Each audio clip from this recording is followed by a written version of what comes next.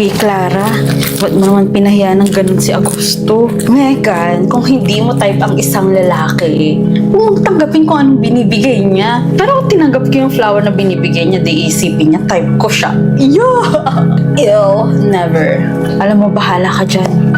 Sa bagay, yung mga type mo, yung mga poging hindi marunong magseryoso. Eh, kaysa naman yung Agosto na yun, mukha kaya siyang ulikba. Sorry. Oh, pinapabigay niya Agosto. Ano ka ba? Ba't mo tinanggap? Iyang kulit eh.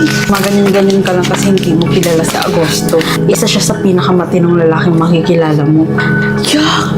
Over my dead body. Pagtatawanan ako ng pamilya ko pag pinatulan ko yun. Anyway, sabihin mo, thanks. Sakto ba naman gutom ako? Hoy, saan ka pupunta? May date ka ba?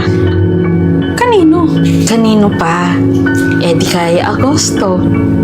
Kay Agosto? Alam mo, this is really dream come true.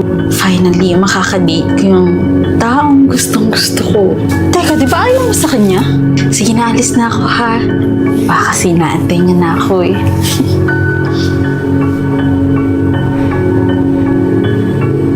Ano nangyayari? Good afternoon po, tita. Si Clara ho. Oh my God. Ipagsabihan mo nga yung best friend mo na yun. Mula nung naging jowa niya yung Agosto na yun, hindi na gaano umuwi yun. Hindi naman ganun yung anak ko eh. Ay, napatay siya dun sa pangit na yun. Alam mo, mahinala kami ng tatay niya. Siguro ginayuman ng Agosto na yun yung anak ko. Hoy, Clara, ba't di ka pumasok?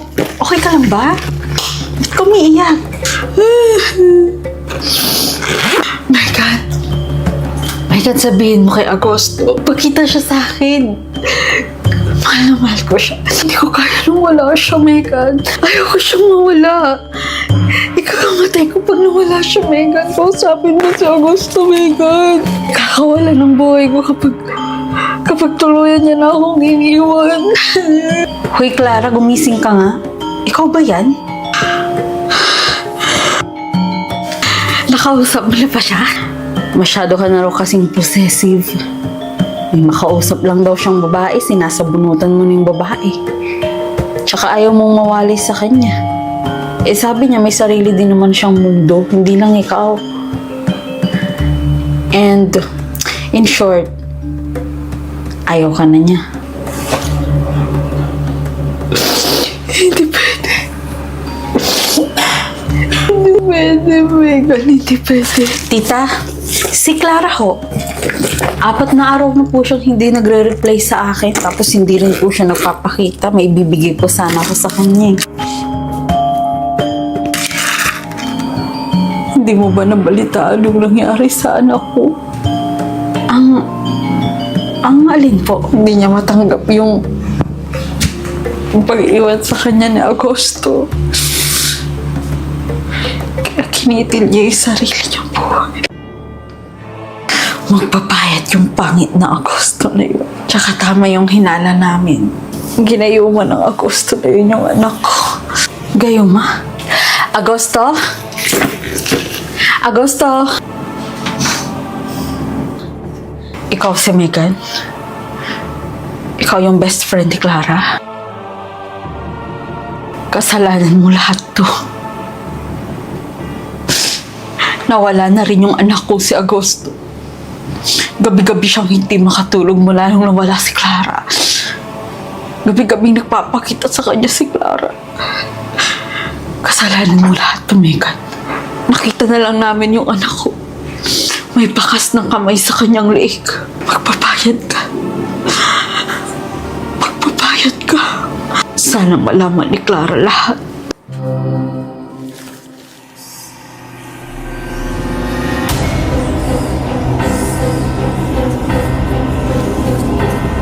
Clara, bakit mo ginawa sa akin yun, Megan?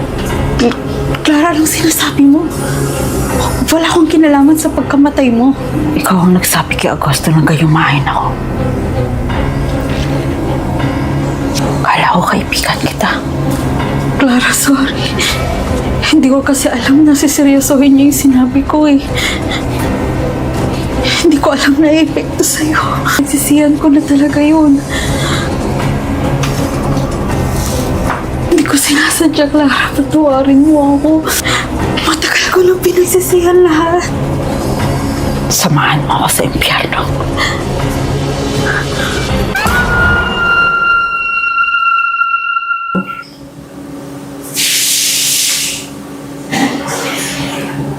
Patay na rin si Megan. Allen, siya yung sinasabi ko sa'yo. Siya yung nililigawan ko, si Yana. Hello, Yana. Lenny. Kapatid ni Kuya Rambo. Pwede bang magtanong, anong oras na? 5:54. 5:54 na? Ay, kailangan ko na palang Sige, nalista ako ha. Hatid na kita. Kukunin ko lang yung helmet ko. Saglit lang.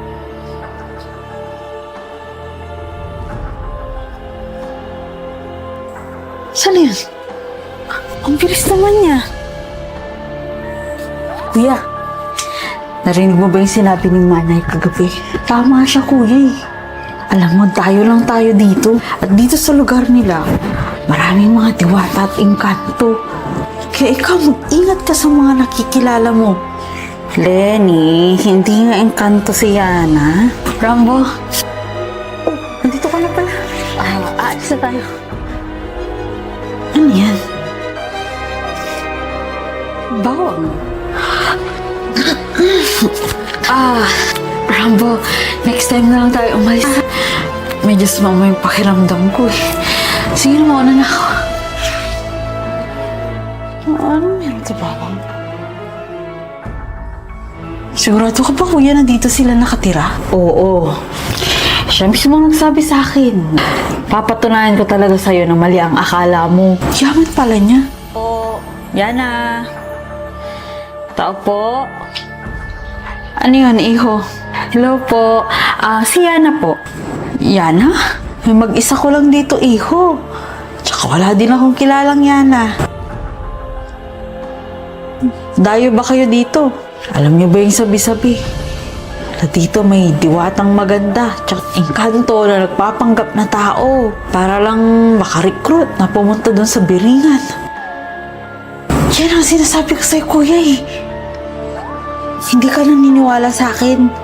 Maglagay ka ng maraming kandila sa bahay mo dahil ayaw nila ng usok. Ano itong mga nakapalibot sa bahay niyo?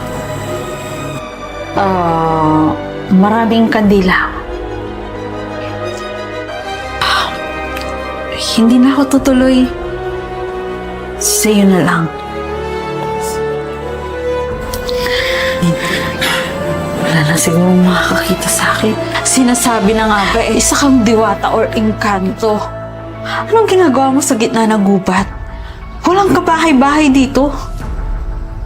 Tuwing alas 6 ng gabi, nawawala ka. Meron akong malaking sikreto na hindi ko sinasabi sa'yo. Totoo ang lahat? Ako ay isa kang ano? Ako ay isang batang ina.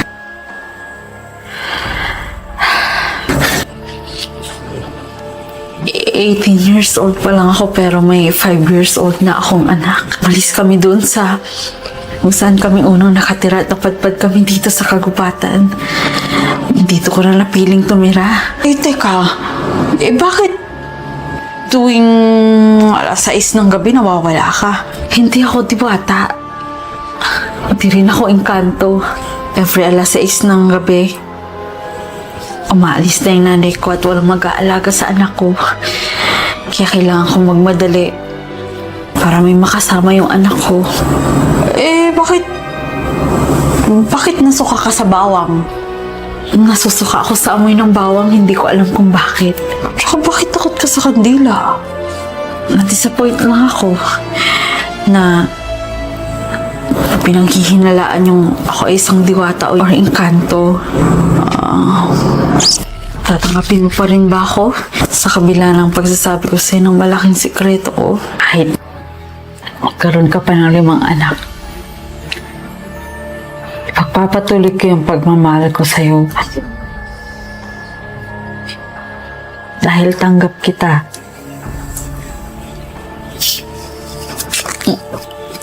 maraming salamat sa inyo. Tara. Dadalhin ko kayo sa bahay namin. Teka, bakit kailangan maghawak-hawak ng kamay kung pupunta tayo sa inyo? Sunod na lang tayo, Lenny. Talagang ganyan si Yana. Touchy siya.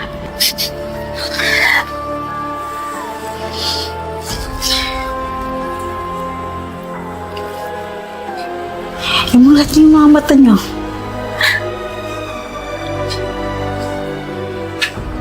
Nasaan tayo? Welcome sa Biringan City.